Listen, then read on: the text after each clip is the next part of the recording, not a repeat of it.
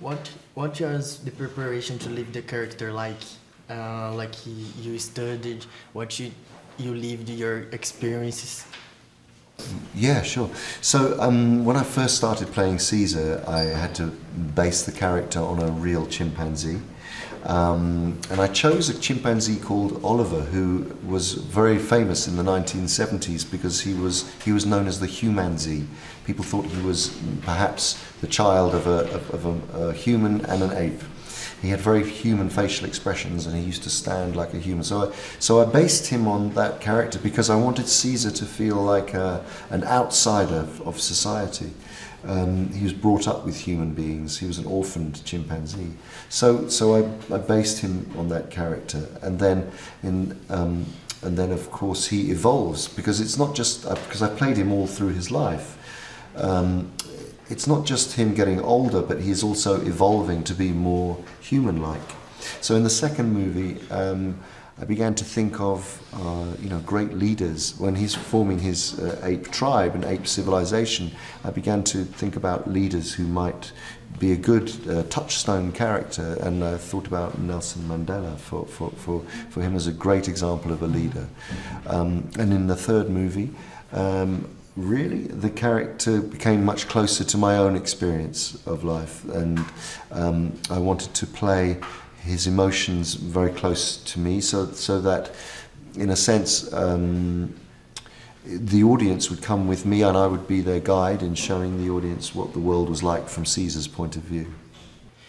Do you feel like playing Caesar was easier for you because of your role as Gollum?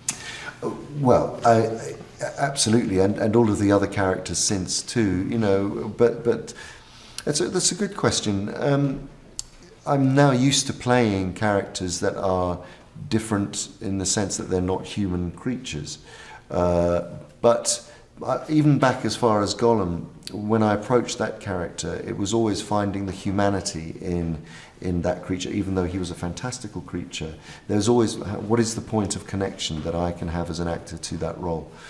And the same with Caesar, and the same with any role, really, as an actor. You're always trying to find what is your connection to that personal connection to the character, to make it, you're not playing a type, a superficial representation of someone. You're actually really believing you are that character. So I suppose having played Gollum and all of the other characters allowed me to get to the point where I could really, invest in Caesar. What was the most challenging role of your career? Wow. Or the most emotional to you? Well, I think, in many ways, there have been some Shakespeare characters that I've found challenging in the theatre, but I think in terms of on film, so I think Caesar has been very complicated and complex because of all of this time trying to make him a believable ape that has real human emotions and that speaks in using human language in a believable way. So there was a lot of things, and plus the journey that he takes in this one was it was very emotional and dark. So with the combination of all of those different things, I think I found this one the most challenging. How do you feel now after giving life to three movie icons, Gollum, King Kong and Caesar? We can definitely see your face expressions through the characters and say with conviction, this is Andy Serkis.